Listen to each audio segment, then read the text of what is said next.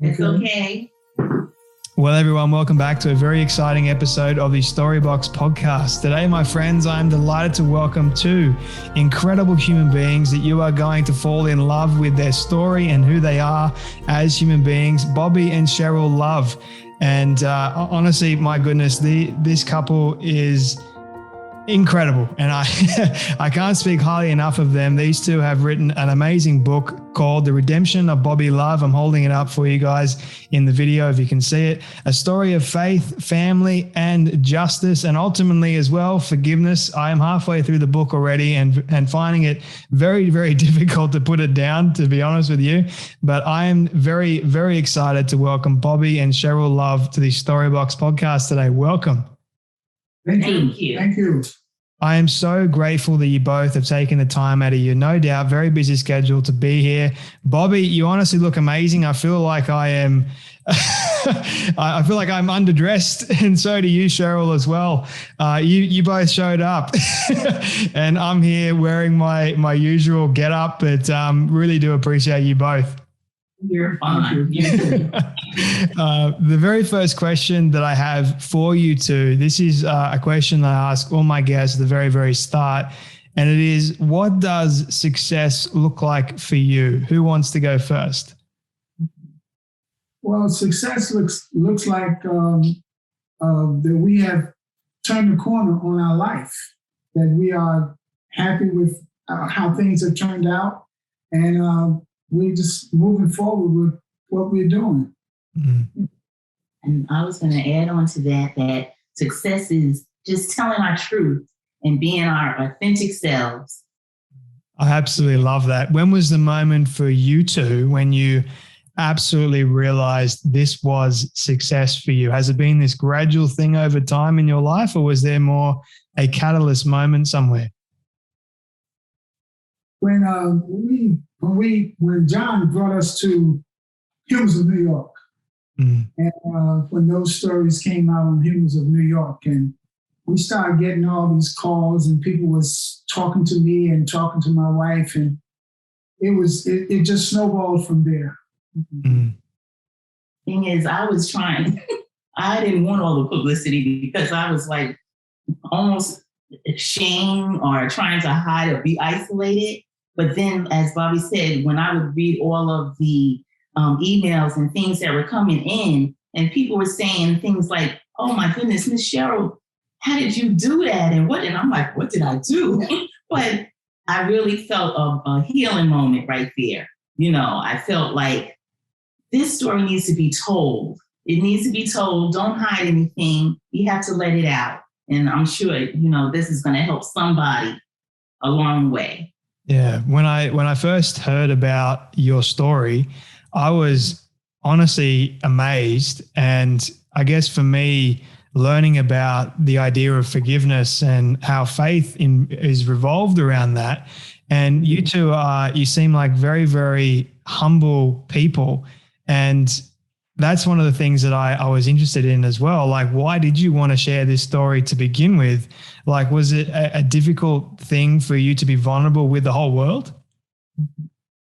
It was, it came about by no fault of my own, I guess. Mm-hmm. And so at a very time that I got, back in 1984, I guess, I had started to write. And I felt that I had something to tell about myself as I've grown. And now I have children. I have my wife. And at that time, it was just my two daughters. Mm. And I would write some, and my wife would ask me about it, but I wouldn't really tell her anything about it. But she would sneak and read it anyway. So I would write just maybe a little bit today, and maybe 2 or 3 days I wouldn't write anything. So I just went on from there. So he was always writing a little bit of things. And I was like, what is this? And, I just thought it was something that he was interested in doing, just writing. But he was actually writing that story, about his life. But I didn't think that was a story about his life, because there was some things in there that was a little wild, but I just said, oh, he likes to write. Mm-hmm. So Yeah. you had no idea, Cheryl, and this is one of the amazing things. For literally over 30 years, you had no idea. You were married to this man for a long time. You built a life together, and you had no idea about his I guess you could say, secret. No, I didn't have any idea. He was being nice to me. He was taking care of me and the children. He was going out to work. There was some things that I noticed, and I'm saying, why does he didn't like to take pictures a lot. And I love to take pictures, but he didn't like taking pictures. And I thought that was a little weird. And there was another time he had said to me, before we had got married, he said, we can go and get married in Jamaica. And I said, I'm not getting married in no Jamaica. What for? And that always was in the back of my mind. Oh, he asked me to get married in Jamaica. But I would never see any evidence of any other women or anything like that. Mm-hmm. So, and I wasn't looking for anything bad on him, So I just said, that's his way. Mm-hmm. So for you, Bobby, how did you keep this secret, an actual secret? And I want to get to the secret in just a moment, but I'm curious how you managed to keep it a secret. Was it like burning up inside you at all? Not really. I felt that I was just living a normal life. I did make sure, and I said to myself that I was not going to let myself get in any type of trouble. Yeah. I stopped going out. I wasn't hanging around with anybody that, that wasn't the kind of person that I could, be around with and cause me to get in any trouble.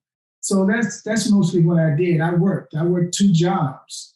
And once the children started, my daughter, then my second daughter, I just concentrated on my family. Mm. Yeah. So I want to give my audience a little bit of context with what we're actually talking about. Are you able to share your story a little bit, Bobby, and even Cheryl, if you can bounce off Bobby as well, like what actually happened to you? Mm-hmm. When he got arrested, right? Or the moment or basically the leading up to you being arrested, like why did they arrest you to begin with? Okay, I was home that day back in January of 2015, and somebody knocking on the door, and I felt that it was looking for my neighbor, not me. And I said, "This is 2A." I said, "It's next door." And because of all the people that had gone in and out of the ladies next door's house, so I would say, "This is 2A. We're looking for 2A." I said, "Okay." So my wife walked from the kitchen and came and opened the door, and they just burst in. FBI. They had on these windbreakers. FBI and New York City Police.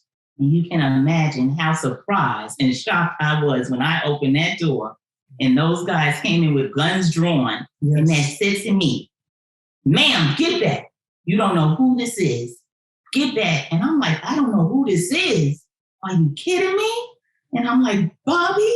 And I'm talking to him, but he's not even looking at me. He's not looking my way. And I'm like, what is going on? I was so scared and frightened.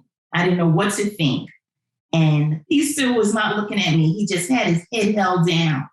And I'm like, oh my, what is going on? But in my heart of hearts, I knew right here, this is it.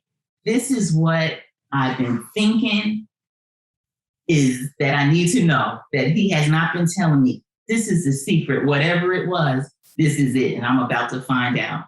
Mm. And what was that secret that you were hiding for such a long time?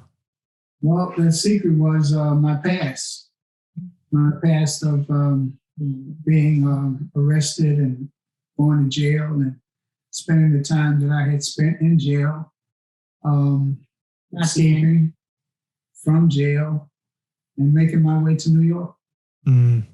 What did you go to jail for exactly, if you don't mind me asking? I was, it was robbery, first degree, armed robbery. I got in jail. Well, back when I was 14, that was my first time of being arrested. And from there, it kind of snowballed. Mm. I came to Washington, D.C., and I got in trouble there. I lived with my brother. And I would commit more crimes. I went to jail in Washington, D.C. Then I made my way down to North Carolina, and I got busted there, too. We robbed credit unions, and we were successful a couple of times. Yeah. Then we got busted. You mentioned in the book, actually, that I think it was a chapter, Trouble, that you got arrested when you went to a concert and you yelled out a profane word, and then that sort of like it snowballed really from there, which was really unfair to you, honestly. And I was reading it and I'm thinking, why? That is just so wrong. Like you getting arrested for something that was you weren't even doing a thing wrong. And then it's sort of like you were in school, you put on this probation, you had a probation officer, and you're a young kid. So what was like can you share with my audience what was going through your mind? I want to take you back a little bit.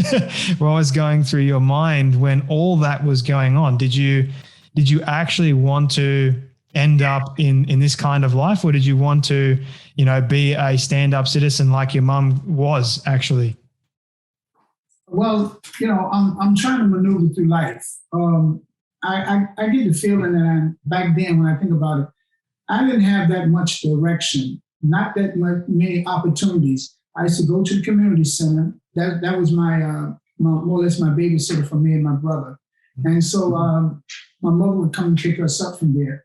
In the interim, I played sports. I did things like that, basketball, Little League baseball, intramural football. We did all those things, but on the other hand, I used to like to go out. I used to like to go to concerts, and actually this was my very first concert that I went to see Sam Cooke.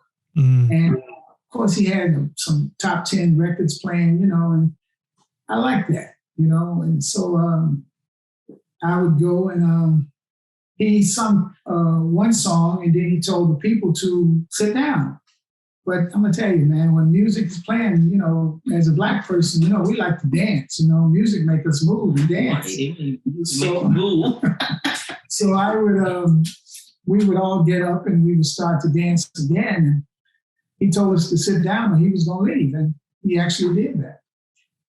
And I was very upset that he did that. And I said something that I shouldn't have said. I never heard of, saying that, you arrested for disorderly conduct. I never knew nothing about that type of charge. It's a wild story, because right after that you were obviously put on probation, and which is totally unfair, like I was saying before. And you were trying to be I guess you could say, stay out of trouble. And then you actually got into robbery because you wanted to have the nice clothes, you had a girlfriend at the time as well. You were trying to, I guess, provide in a sense. Like you had these other jobs, but they weren't really giving you enough to pay for the things that you wanted. So, can you share with me what was going through your mind when you were actually committing those robberies? Did you ever think that you were going to get caught? It came easy to commit them. And in time, I would, I guess let myself get set up, because the one that was the big one was when I went into school and I went in a room and I knew guys had left their monies in their pockets. And so I started going through them. I did it one day, and when I came back the next day, a policeman was there and arrested me. Absolutely crazy. Now, I want to shift it to you, Cheryl. When you were like the age of 14, what were you doing? How was your upbringing like? Oh my, I was in high school looking for boyfriends. Me and my friends, we would listen to music, making up dance steps, that kind of thing, playing double dutch, all of that, jacks. Yeah. And you had a pretty, I guess you could say, traumatic moment when you were a young kid with the loss of your mother. Are you able to share how that impacted you? Oh, yes. Yes, I lost my mom when I was 9 years old. And you never get another mother, I tell you. But I had a great dad. I still have a great dad, and he kept us together. That was one of my mother's promise, to my father. She said, Lord, she promised, she wanted my father to keep us children together, because I had aunts who said, George, I'll take Cheryl, and the other aunts will take my other brothers. But she wanted my father to promise her that not to separate us. Mm-hmm. That's what I'm trying to say. Don't separate the children, keep them together. Mm-hmm. And so that's what he did. So moving along for a moment and getting to the point where, okay, Bobby, you get arrested, you get sent to prison. I believe you went to juvenile prison, if they want to call it that. It was more like detention. And then you, I believe, left from there, and then you ended up in actual prison. How did you escape? Okay, this was something that I didn't exactly plan to do this. I was doing good. I was moving up. I had worked in the hospital. I moved from the hospital, and I gained honor grade. That gave me a minimum security place. I was even playing music on the radio that they would play at Shaw University on a Wednesday night from 9 to 10. But in time, things would kind of break down with, they had, certain rules and regulations concerning things. And one of them that I got into was, I was told by the man that I worked for at the time not to move these newspapers. But when I came to work that day and the guard told me to take the newspapers, I told him what my boss said. But they put me they wrote me up for disobeying the guard's order. And I felt that was wrong, and I told my boss about it, and he said, no, you have to listen to what he said. And so that made me move from that job to another job, and eventually they would put me out on the street, and I was working on the road. And as time would go, it was cold out there, and, I said to myself, I'm going to leave here before they send me back to maximum security. So I did a test run one day, because they gave me a coat. They gave me a big coat to, put over the clothes that I wore every day. So I put it in a big shopping bag, and I put it under my arm, and I walked out of the gate, and they didn't say anything or stop me with that. So that gave me the feeling that now I can take my leather coat that I had, because I had some clothes, because I went out on passes from time to time.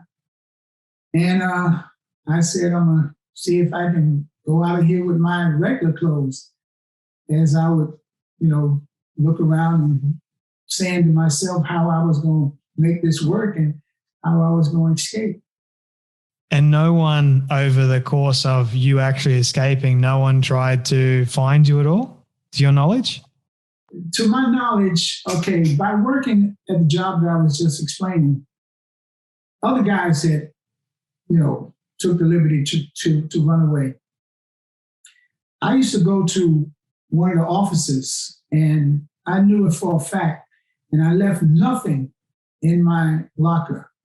Mm-hmm. So by not leaving anything in my lockers, they were going to have to go over there, and they were going to have to find my information, the things concerning me, my address, where I was from, the city, and all those things like that.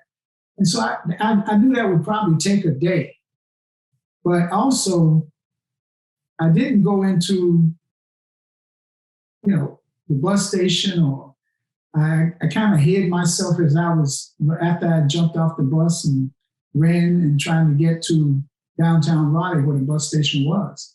Mm. So doing all that, I knew it was going to take some time. Mm. How old were you when all this was happening? How old were you? I was 27. 27. Wow, I'm 25 at the moment, so you're 2 years older than me. This is crazy. I don't. So you ended up in New York, and how long did it take before you met Cheryl? I met Cheryl in 1984. Wow. We met at our jobs. So from 1977 to 1984, I was just, I don't know, walking up and down the streets in New York. Most of the time I would come back to 42nd Street. 42nd Street is not like it is now, like it was back in 1977. I described it back then as sex, drugs, and rock and roll. Yeah. And that's all I did was go there and have the fun that I had. And, you know, I would up and down the blocks, try to find me a job or stuff like that. So Cheryl, what attracted you to Bobby in the first place? What was it about Bobby? Okay, so I had came back to my job at Baptist Medical Center. That's where we had met. And I saw this guy and I'm like, who is that? Who is that? He's so loud. So he would be singing and what I liked, he used to wear his hat and the hat would be turned the other way. He wouldn't wear it like the regular guys and like the other guys. And I'm like, what does he wear his hat like that? But all the time watching and looking, you know, but acting like I'm not interested. But anyways, he asked me on a date. He asked me to go to see Gladys Knight in the Pips. Would I like to go and see Gladys Knight? And I was like, sure. But he said, he said, no, I didn't say sure. He said, I said, no, but the way I remember, I think I said yes. So that's how we started out talking. Wow. So can you share, I want to ask both of you, what you, over the course of your marriage and life together, what do you love the most about each other? I love that Bobby makes me laugh. He will come out with singing, just burst out singing with a song from time to time. And I'm like, oh my goodness, what are you singing? And it doesn't go like that. That's not the tune, but he makes me laugh.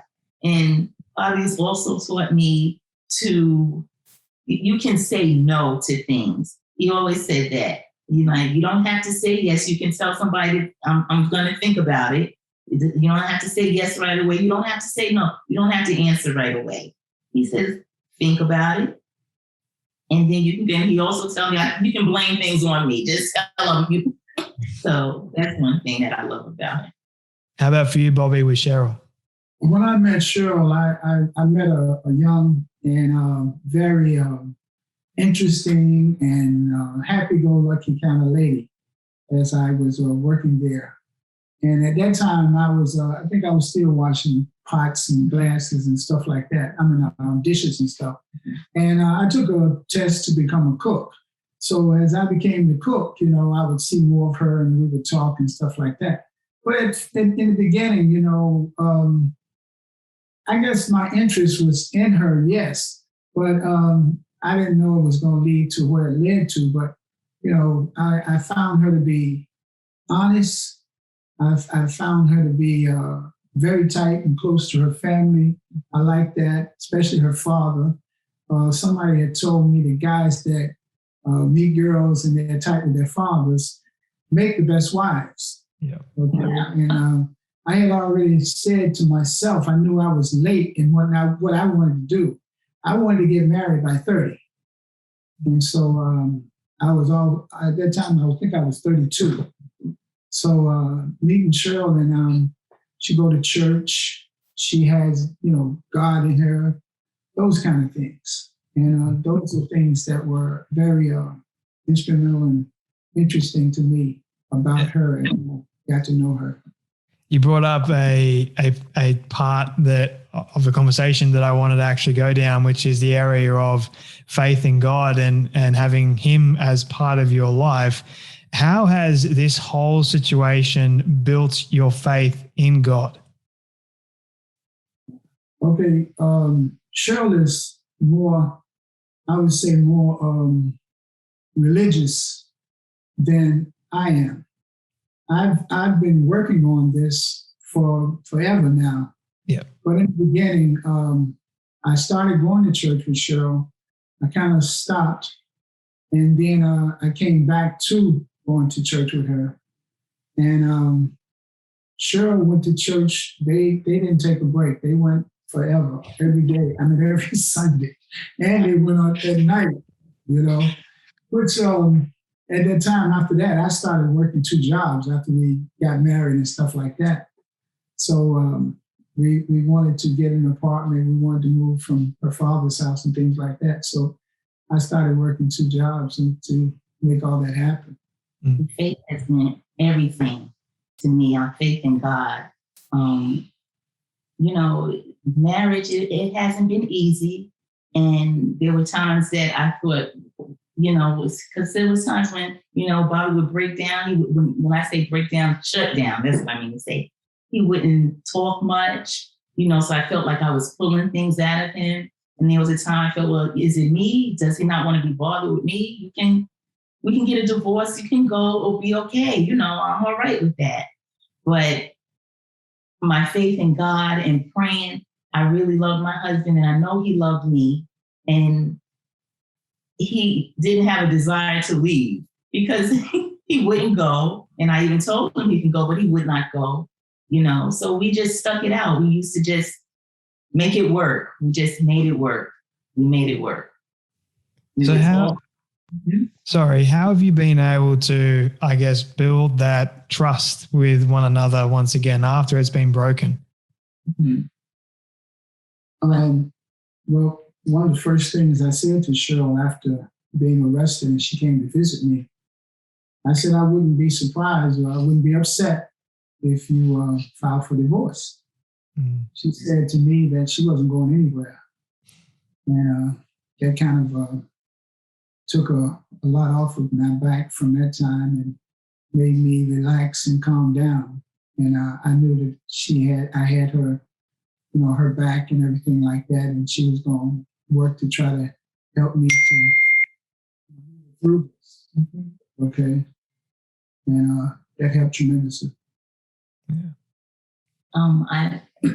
What helped me, when he had got arrested, when the whole thing came out, I was not thinking about myself at all. I was only thinking about Bobby. I was hoping, I didn't know how he was feeling. I was thinking, I hope he doesn't do anything like commit suicide. I was thinking all kind of thoughts like that because this was something, you know? And I was thinking about the kids, but the kids had told me, they said, Mommy, we love Daddy. We with him. I said, that's right. I said, that's how I feel too. I said, you know, we're going to support him. We're with him. And from that moment on, we were just supporting Bobby and we're going to be with him. And I let him know, I'm not leaving you. We're going to stick this thing out and we're going to be there we're going to honor our vows and we're going to be with him. And I used to say, for better or for worse. And I guess that's the worst of it. This is the worst of it, but we're right here. We're going to do it. We're going to do it. And, in 2015, when I was arrested, I had become a walking deacon at that time. So I was building my religious worshiping and my journey with God and everything like that at that time also. So it also was when Cheryl and all the people, you know, her job and at church and people like that, they hung in there with her and prayed with her and stuff like that. And she would tell me about these things like that, you know. So it became, it just became so real that, you know, this was happening this way. And, you know, when I first was sent to the place where I ended up in North Carolina after going down there, I would say from Jump Street, I would tell the guys that, you know, I was meeting, man, I'm going home. I'm going home. So they would ask me, man, well, how long you got this, that? And I said, I'm going home. As soon as I go up the road, I'm going home. That's just how much confidence I had in God making this work for us, making this work for me. Mm. I love all that. And before I ask you both the final 2 questions, I've really, really enjoyed this conversation, but I do want to be respectful of your time. Where can people get a copy of this new book. It's called The Redemption of Bobby Love, A Story of Faith, Family, and Justice. It goes on sale October 5th, but you can go and pre-order a copy now. Highly encourage you to do so. Like I said in the beginning, I'm halfway through the book and absolutely loving it. So where can people go and get a copy of this book? Well, just like you said, I think it's Walmart, Target, Amazon, maybe Barnes and Noble. Bookstores.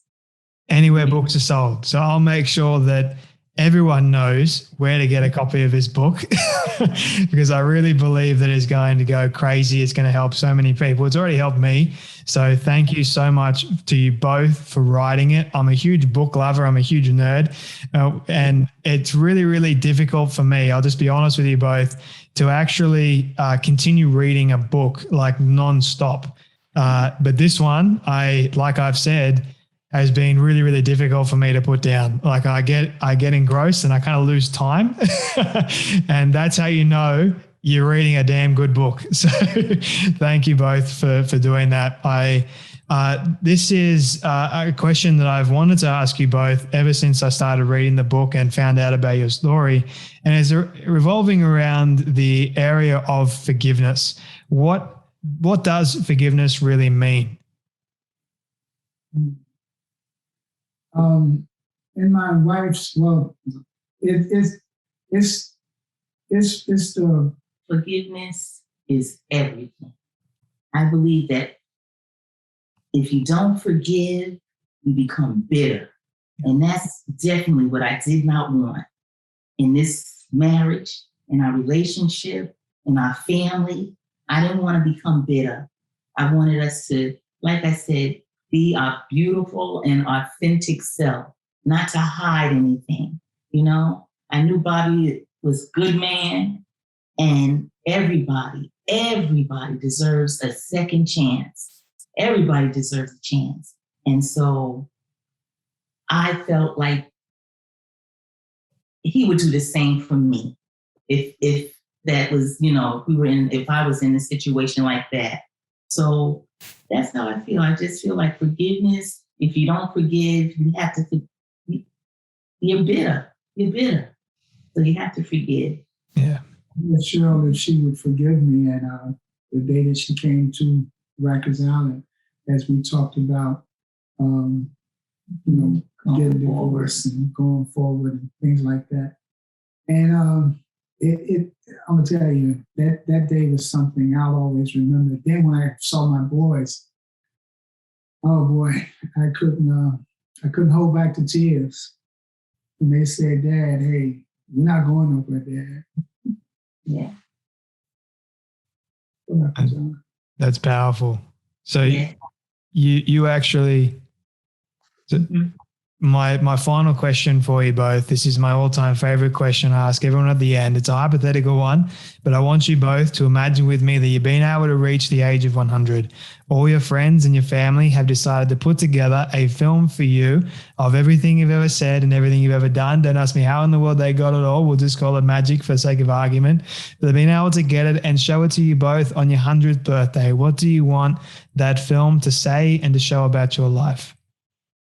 I wanted to say how much we're still in love, and how much we have persevered through our lives, and just the happiness and the joy of making it this far in our life. I think that I would want it to say that they were two ordinary people with an extraordinary life, an extraordinary story, and to catch on. If you have something to say, don't hold it back, let it out, because it can help someone. You don't know who you're helping, and so you gotta let it out.